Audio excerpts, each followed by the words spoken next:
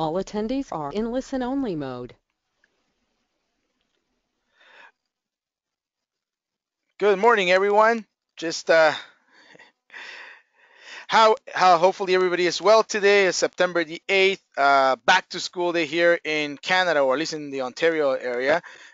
So a very busy Tuesday morning for everyone. Hopefully everybody had a great Labor Day weekend, a great week this week for the WSI community, the WSI network. We have our global convention this week, so we're gonna make it very short and sweet for everybody today, knowing that people are kind of getting ready.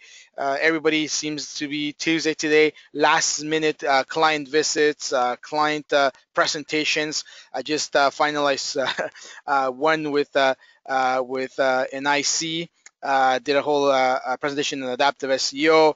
Very excited to hopefully be working with this company, and I know I have 3 or more throughout the day. So it looks like everybody's really aligning their ducks. So I have Amalia here with me today, and hopefully we can hear her as well. Yep. Yes, I'm here, and good morning, everyone. Excellent. If you can just let me know if you can hear me, please. Please just write in your chat. Yeah, just write in your chat. Hello. It's just so we know that we hear you. Oh, excellent. People are hearing us. Oh, perfect. Oh, thank you. Okay.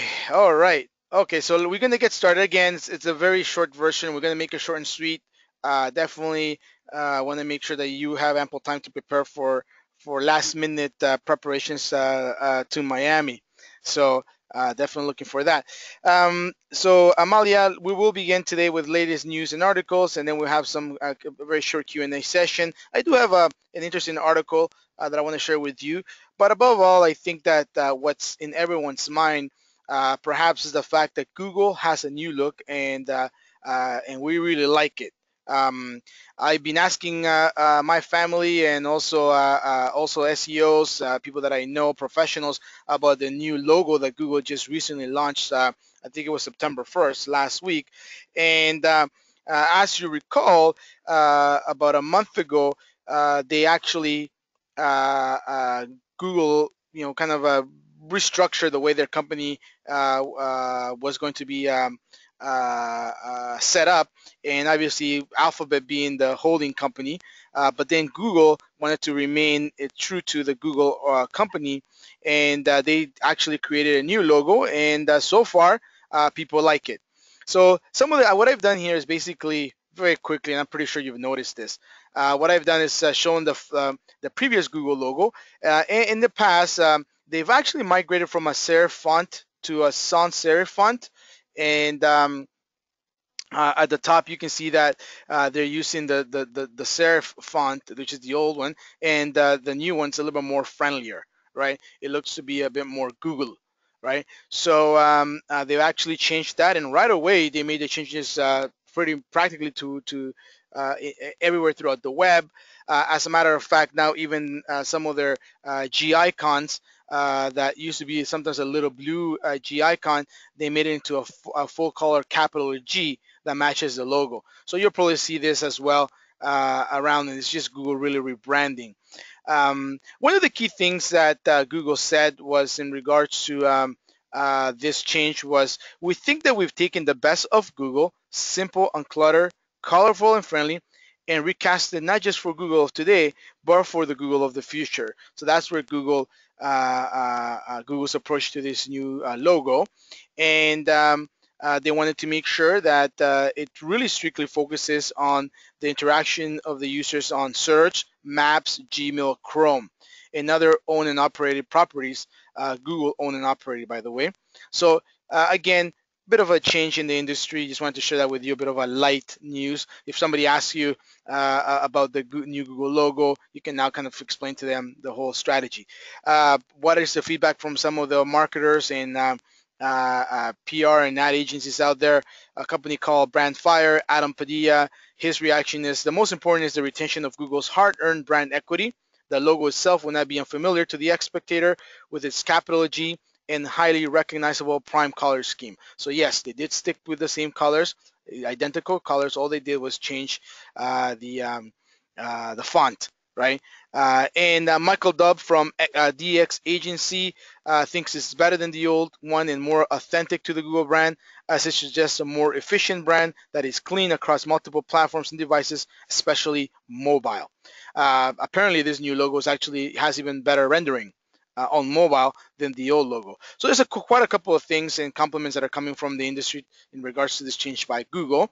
So now I'm pretty sure you know it, and if you didn't, you can then, if one of your clients asks you, you can talk to them about, why Google overall is doing this whole strategy, because the holding company is now called Alphabet. Okay, Amalia, I believe you have something to share with us as well. I do. In fact, I came across this article. It's what happened to Google Panda 4.2 update, and did it make a U-turn? Google has basically made no comment on why many of the webmasters have seen their Panda 4.2 gains reversed on August 14th.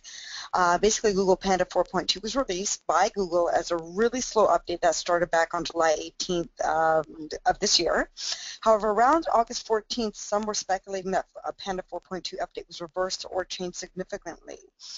They stated that they knew that 4.2 would roll out over several months, and that over time more pages, your sites would be updated with a revised Panda score. So so if you've recovered from the Panda penalty, you should have seen a small and gradual improvement in your Google rankings as the weeks have passed. But after the 14th, many of those who saw the smaller gradual improvement noticed that those gains were wiped overnight. You'll notice that we added a graph there. I basically shared it from the Search Engine Roundtable. The vertical red line is the Panda release date, and the horizontal line shows the pre-Panda 4.2 Google organic traffic and how it returned to the same level after the 14th. So I thought that was interesting to share. Armando, did you want to add to that, or? In just the fact that if your clients have experienced this, it's nothing that it's unusual. You're not the only one. As you can see, this is not. I mean, there's actually the SEO roundtable link that I have here, and I can share with everybody. They have more examples of things that happen. So a lot of SEO professionals are talking about this. The fact of the matter is that they feel a little bit cheated because yet they're being recovering from the Panda penalty, but they're not giving any credit in regards to increase in traffic. And you can see here that that increase has the traffic after the 14th pretty much either decrease or flatline. So we'll keep you up to date on that. Google hasn't really come out and said anything about any type of news in regards to the 4.2 update. But it's very important to note that if you did experience something like this, don't. It's something that other SEOs are also kind of coming to grasp with as well. Okay. Oh, excellent. Yeah, as we go through, I'm going to try to talk a little bit about the Panda 4.2 updates in regards to what are the overall changes. So hopefully we can answer that question towards the end of the webinar. Excellent. Thank you. Okay. The other thing is in regards to a new change by Google. And basically, this is Google to double the number of health conditions in search results. And back in February of 2015, so this year, they actually Google actually launched what they call a medical content area with about 400 conditions. Okay, and over the next few weeks, that number in their database is going to expand from 400 to 900 conditions. And one of the things is actually, it really educates people on from a health perspective, right? And it's something that you can leverage from. If you do have clients in the health industry, medical industry, keep an eye on this. Just because Google came out with these 900 conditions, or is coming over these 900 conditions that are really also getting some good rankings, right? And they will also be adding downloadable PDFs and updating the overall design on both web and mobile. So it's a whole effort coming from Google to do this. And here are the three large changes happening with this. Number one is obviously they're now moving to 900, so that's more than double.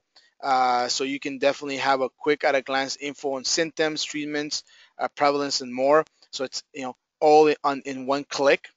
The virtual design improvements and some more specific triggers, quicker and easier to get info you needed. Okay, and obviously the PDF download link. So this is a very positive. Again, if you do have a client in the um, medical and health industries, just because now you can also use this content as a point of reference. I would imagine also, and I'm pretty sure that this is going to happen, that they're going to be, they're going to be ranking very high. These Google pages, medical content that's being created. However, it's also something that if you are properly, if you know how to use it properly, it can also benefit you. Okay, so I just wanted to share that with you. Very short news on that as well. The other thing that we kind of wanted to share was in regards to a new penalization, specifically for sites that prompt you to download their app on their mobile. Right? I'm not sure if you've noticed, and kind of try to do a bit of a rendering here on the right-hand side. But if you're sometimes on your mobile and you're going to a specific site, sometimes you get this what they call interstitials, which basically these are pages that are created to promote their apps, right? So as opposed to, let's say I go to myclientsite.com, and as soon as I get to myclientsite.com on a mobile device, right away when I get to their you get a pop-up or a prompt that's telling me to download their app as a way of promoting their app. Basically, Google does not like that. As of November 1st, sites with intrusive app downloads interstitials will be penalized. Web pages that show an app install interstitial that hides a significant amount of content on the transition from the search result page will no longer be considered mobile friendly. So again, this is going to affect mobile sites, okay, or sites that where clients are kind of kind of forcing their apps or really promoting their apps as opposed to going to the main mobile page. Rather than using app download interstitials, Google reminds that browsers promote apps in ways that are more user friendly. So perhaps not in such a prompting manner, right? As a matter of fact, this is not the first time that Google has said this. Back in July, Google actually published a post really asking people to reconsider using these app download interstitials. So if you have a client who has an app and who wants to promote their app, just make sure that they're not doing it in this way. And the way it works is that, as you can see, I'm going to the website on a mobile device. So let's say, for example, let's say to wsiworld.com. And when I go into wsiworld.com, the first thing that pops out is the WSI app, for example, right? Google doesn't want that. Google wants you to actually see the actual WSI World homepage. And then afterwards, you can then start promoting the app in various different ways, okay? Now, they actually have been doing this themselves, Google. Google is no longer inviting people to download the Google Plus app when accessing Google Plus via a mobile browser. So they're leading by example. Why Google has reached the decision to do this after looking at internal user experience studies, which identify that these interstitials are poor or provide poor user experiences. They show that only these pages, for example, on Google Plus, they converted 9% of people who landed on it. I'm pretty sure the rest were turned off by it, specifically, like again, mobile users, right? 69% of the visitors decided to abandon the interstitial page after landing on it. This meant visitors were being turned off from downloading the app and continuing to visit the mobile site. As a result of this test, Google will penalize sites that are continuously doing this. So I just wanted to remind you, and perhaps keep that in your mind if you're working with a client who just launched a new app or has an app and wants to promote it and wants to use this technique or tactic.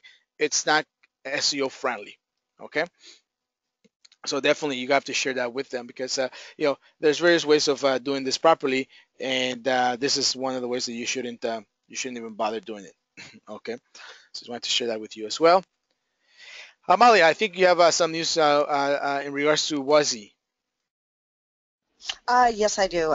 So Phantom Alert, basically, this is the article, the way it started off, is WSI stole our database and sold it to Google for $1 billion, or at least they state. The plaintiff says it's created a fake POIs to catch unauthorized copying.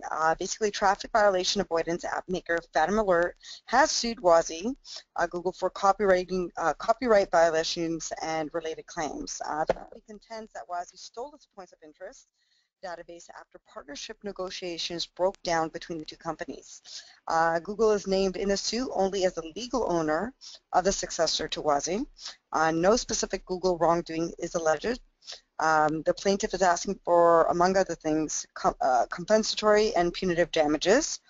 Critical facts, according to the complaint statements, are referred, basically, I provided a link, so if you go to that link, it actually states what is listed in regards to those complaints. The proof of WSI's alleged copying of the Phantom Alert database is the appearance of fictitious POIs in the WSI database. Phantom Alert says it's deliberately placed fake places in the database as a tactic to detect unauthorized copying. Among other methods, Phantom Alert determined that WSI had copied its point of interest database by observing the presence of fictitious points of interest in the WSI application, which Phantom Alert has seeded into its own database for the purpose of detecting copying. In the absence of the $1 billion sale of the WSI to Google, this would be a much more difficult case for the plaintiff regarding damages. But the $1 billion acquisition price places a high value on WSI, if not its database. The defendants might argue that it's not the data, but the company's audience and crowdsourcing functionality that commanded the high price. Google's attorneys will probably argue that its own POI data was far superior to WSI's and it didn't need WSI's data at all. Still, if the facts alleged in a complaint can be proven that WSI did talk to Phantom Alert about a partnership and that negotiations broke down and that WSI subsequently copied the POI database, this case is basically candidate for punitive damages. So that's pretty interesting, and I want to share that with everyone here. Armando, did you want to add? No. Well, the only thing is that I guess Yeah. it's Google's interest in this traffic violation avoidance app. So Phantom Alert basically has something that Google wanted or WSI wanted and didn't get to an agreed deal. But I'm pretty sure it's one of those projects that Google's working on. So we'll see in the coming weeks what goes about this case. But it's interesting to say the least. Exactly. Okay, thank you, Amalia. Thank you. Excellent. One of the things that I wanted to do today was very briefly share an article by Moss. It's actually a beginner's guide to the Google Search Console. Okay, and as a matter of fact, part of what we're going to be doing in the coming weeks is I'm going to be bringing one of our previous contributors to the webinar to join us in a series of educational trainings, and we're going to be looking at Google Search Console, Google Analytics, perhaps a little bit more advanced. We're always getting questions on that, and we'll try to, kind of focus on a specific theme or topic at least once a month or once every 3 weeks. So I'm going to be bringing back our beloved Vinicius Sandir. And in the meantime, before he comes on board and starts, going through some of these additional, 15, 20-minute training, I wanted to share this interesting beginner's guide, right? Basically, this post shows you how to successfully set up Search Console for your site.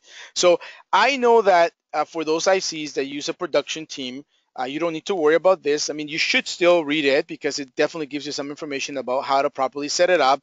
And, sometimes clients are, the end client is trying to set up a Google Search Console or Google Webmaster Tools, and they make mistakes or they're having challenges, and you may be able to assist them, right?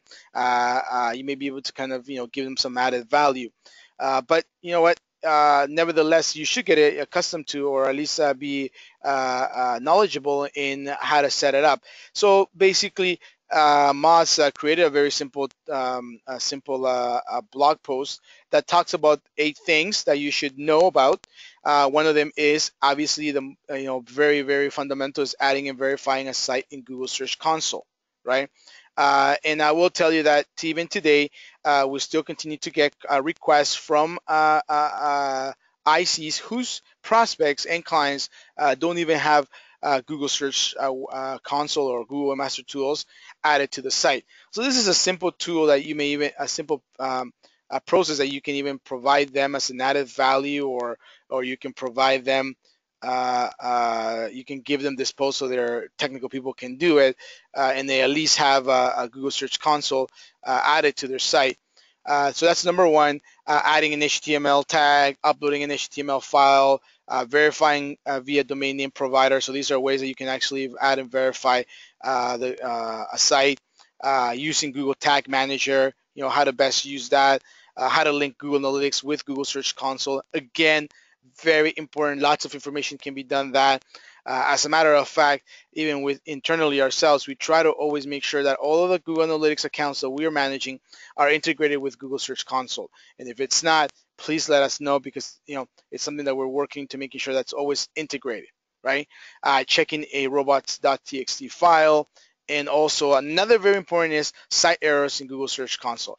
And the good thing about Google Search Console from a pre-sales perspective is that it kind of gives you a bit of a health check on the site before you take it on board, or before you agree to work with the client. Because once they have the Google Search Console installed, you can start seeing some of the pros and cons that are going on in the website, right? So it doesn't necessarily give you analytic per se information, although there is a component that is now somewhat analytic, but it gives you more of a state of the nation, right? It's a bit of a health check, and I mean, at least showing your prospect how to do it themselves, or at least you understanding how it works, you can better explain to them. And this is a good a guide that you should be able to use. Just give me a quick. I'm going to pull it up here,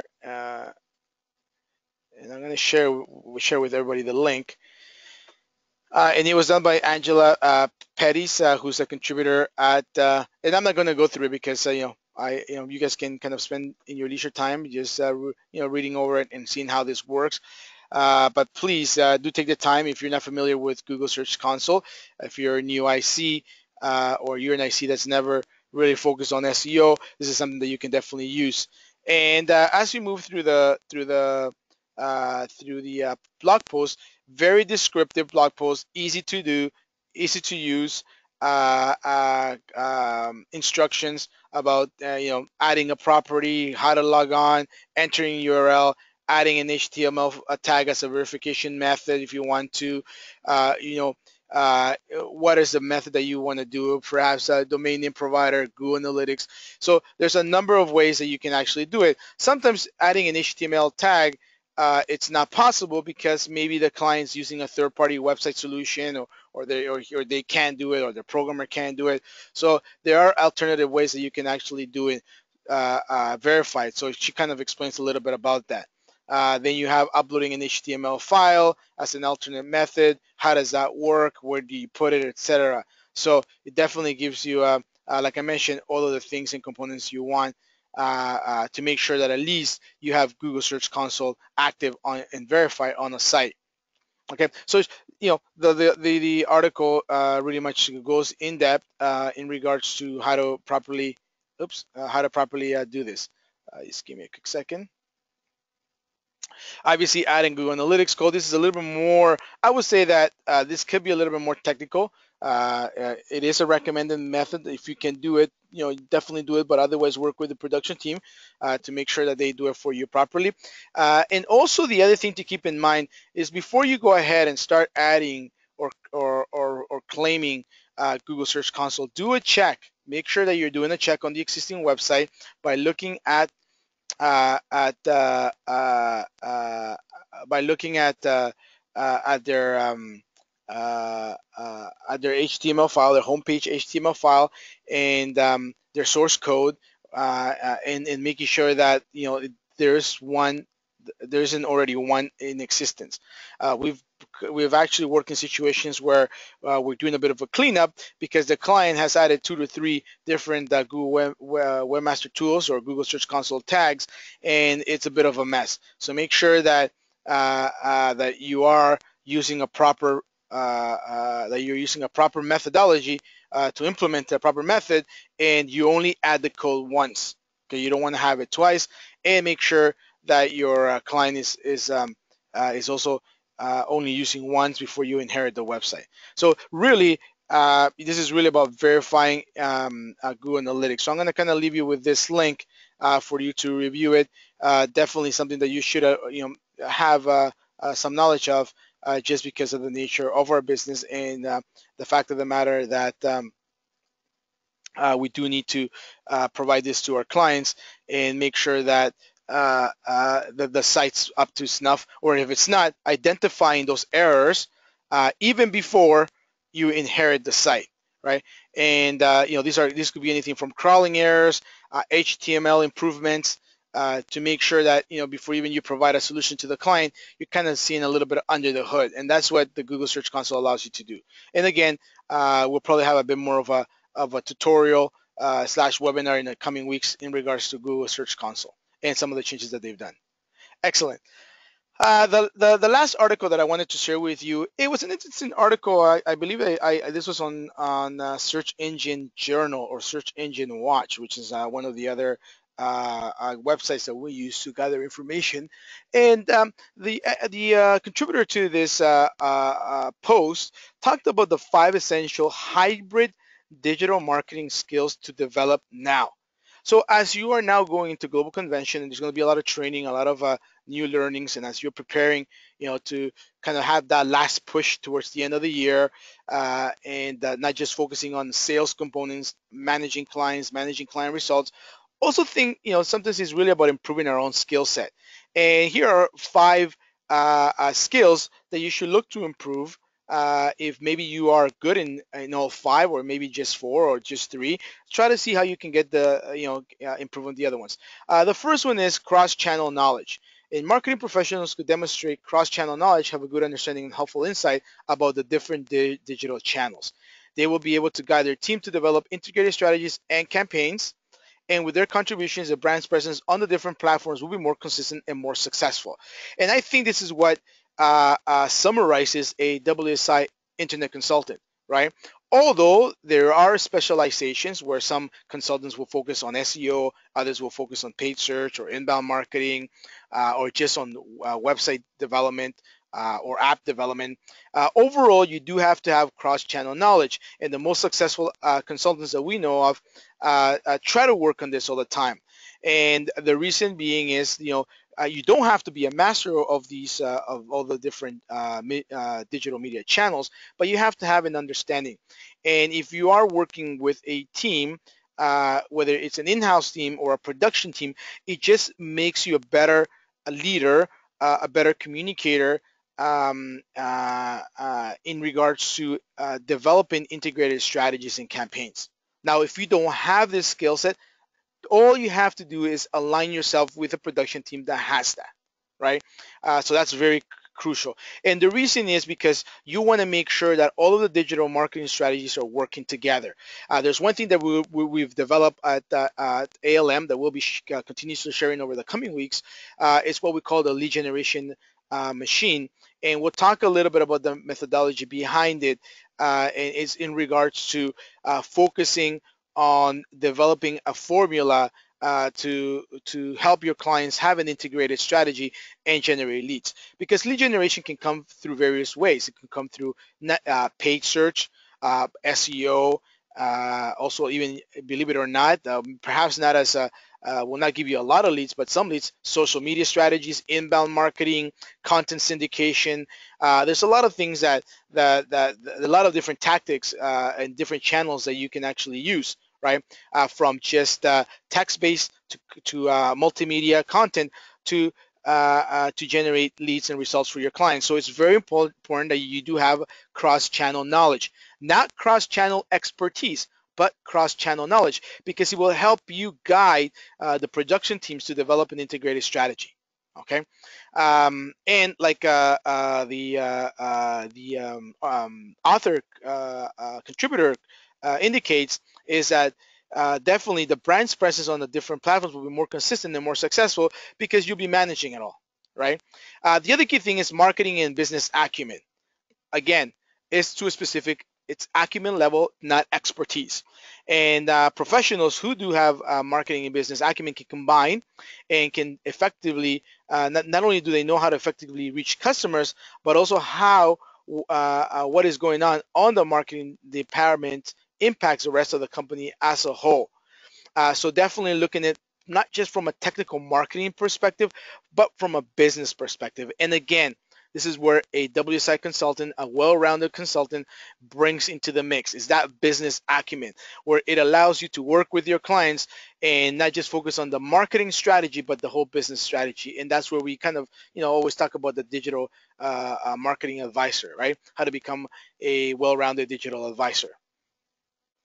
Those who want to learn and improve their business acumen should focus on understanding the gears that churn the business forward. Now, this is going to be very key, specifically with your key clients, because I'm pretty sure that every consultant, as much as we want to spend a lot of time on all the clients, we have our top clients, right? We have our clients that we really focus on because obviously, perhaps they invest more in their SEO programs.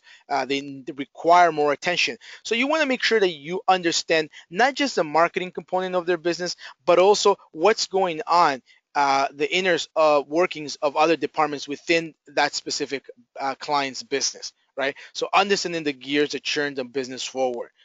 Is it R&D, right? Is it finance, accounting, for example, operations, right? Those are things that you want to understand in order to help that business improve, not just from a marketing perspective, but again, from an overall business perspective. Use department meetings to explore not only the latest marketing efforts, but also how that positive ROI impacts the rest of the business. For example, one of the clients that we're working with is a large pension fund here in Toronto, Canada. And we've been acting pretty much as digital marketing consultants for the past 7-8 months until right about now, where we've actually helped them. We participated, the IC participated was very engaged in actually helping to hire a new director of marketing with a digital marketing background, right? So, but in the past 6 to 7 months, we've been very involved in working with them and understanding the politics about the organization, how to work with different departments, what each department wants, and we've learned a lot about how to oh, something's wrong. How to position the message to their end customers, and how to work with their inner department. So definitely this is important. You have to not only understand the marketing side of their business, but also understand the business side, and it's just going to make you more of a valued a member of their organization. This just happened with this IC that we were working with. The IC, even though they brought in a new director of marketing with a digital marketing background, the new director of marketing is keen on furthering and strengthening that relationship with WSI because of the fact that the IC understands now, a lot about the inner workings of the business. So for your top clients, if you really want to grow them, get involved. Get involved not just in the marketing, but also on the business side. The other component, technical skills, can be very valuable for marketers. Again, technical skills to a certain degree. We're not asking for technical experts, but you should know the basics of analytics. You should know, get certified within adaptive SEO if that's a service that you want to provide. Understand how it works, right? Don't just rely on your back office team or your production team. Understand, go through the certifications. Social selling, if you want to focus on providing that solution or service to a client, take that course yourself. Understand it, right? So try to understand a little bit about the technicality so that way you can explain to your client. This doesn't mean that you have to become a programmer, right? This just means that, maybe you do take a basic one-on-one HTML course if that's what you're finding is required for your clients in order to support your clients. Doesn't mean that you're going to be their webmaster. That's not what it means. It just means that you'll understand the challenges that they have and you'll be able to assist them, right? You'll be able to execute your efforts with more insight and data to back your decisions, thereby being more efficient and more productive. So really understanding Google Analytics, Google Webmaster Tools, even if you're using other tools, SEM Rush, kind of understanding, be a bit technical about it, right? Again, don't get caught with paralysis by analysis syndrome, but get some technical skills underneath you. This is one of the things that the author of this blog post recommends. The other key thing is, there's a bit of an issue here at the top. Please ignore that. Interpersonal and communication skills. That's going to be very, very key because in reality, you're the quarterback of these projects. You're the voice between the production team. You're the voice between the specific departments within the production team, or different roles, whether it be from a web project coordinator to an SEO coordinator to a paid PPC coordinator to even a highly technical web developer to end the client. You pretty much that bridge. So interpersonal communication skills will help you work more productively with those in other departments, and sometimes it may be within the organization's departments, right?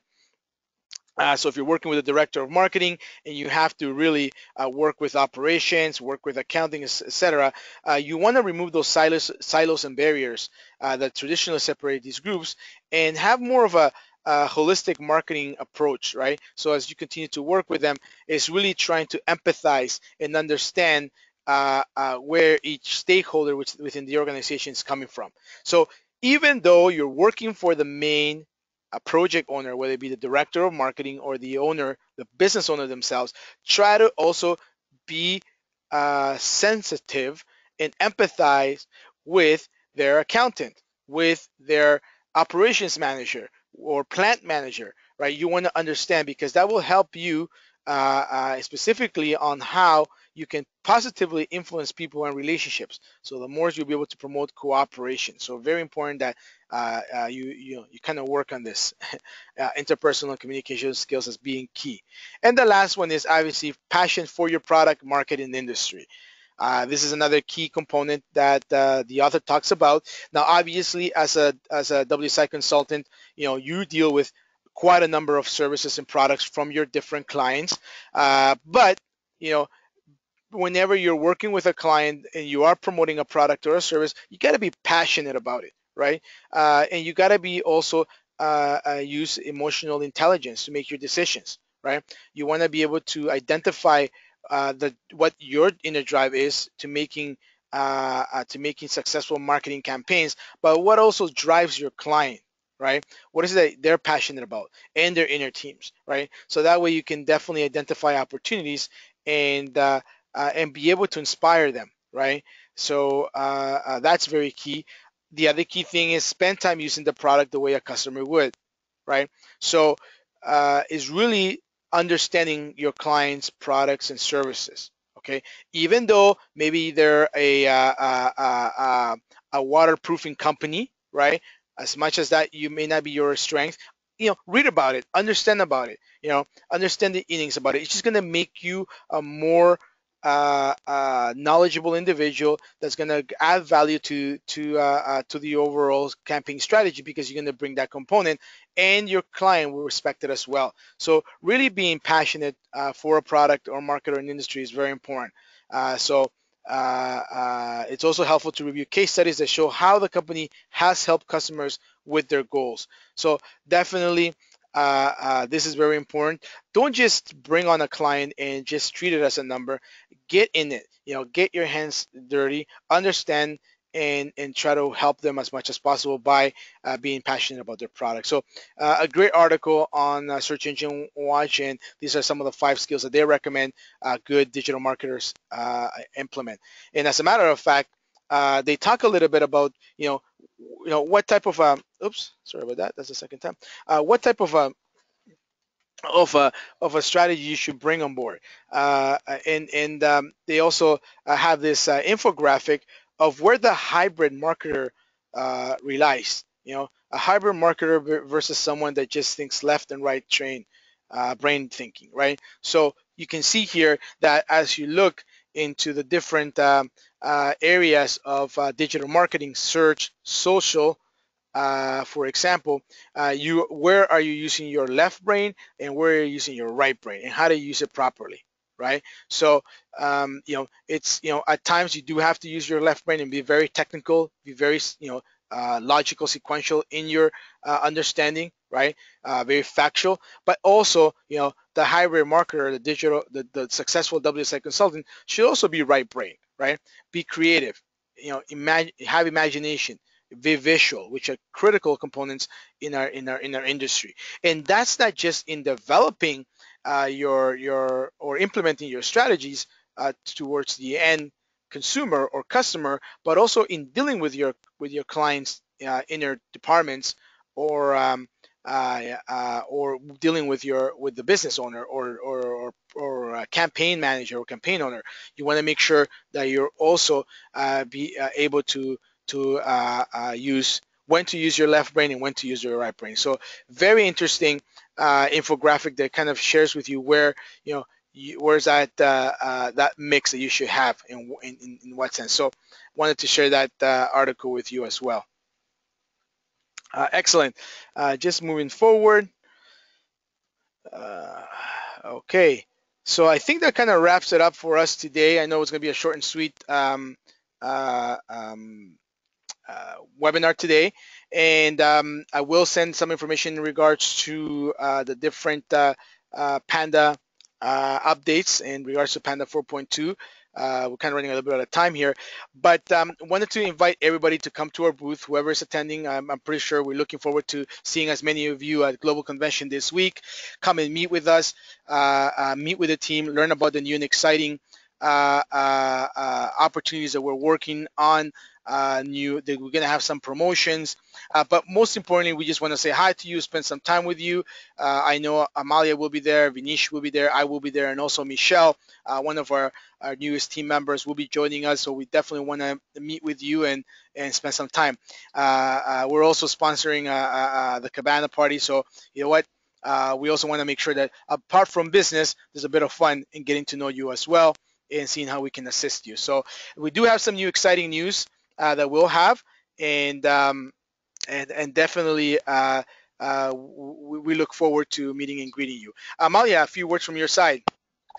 Yes, no, I just want to say that I look forward to, seeing everybody again at the E&I, and also to remind everybody to definitely come by the booth. We have a couple of prizes and, of course, promotions that we would like to discuss, with the ICs. And, once again, we have some prizes. We'd like to have you guys fill out some forms, and hopefully one of you guys could win that. So definitely look forward to seeing everybody. Yeah, it gives us a chance to also thank you for everything that you've Yeah. helped us as an organization grow. We look forward to the exciting convention, and also, like I said, new and exciting things that we're launching as well. And this group has already been privy to some of the things that we're working right now. For example, with Salesforce Pardot, which is another new initiative that we're working on. Obviously, continue to work within HubSpot, and there's a couple other things that are around the corner for ALM to work with the ICs to make sure that we're providing you not just our standard SEO PPC services, but for your clients to see you as a full one-stop shop digital marketing agency, and that's what we want to support you with. So come and meet with us. Definitely love to chat with you. Love to see you, handshake, hug, and we'll see you on Thursday. We'll be there on Thursday, and definitely we'll see you Friday, Saturday, and Sunday. So drop by anytime. Thank you again, and thank you, Amalia, Thank you. for everything. And we look forward to another exciting webinar next week with news from the convention. Take care and have yourself, everybody, have a safe flight into Miami, and we'll see each other very shortly. Take care. Bye-bye.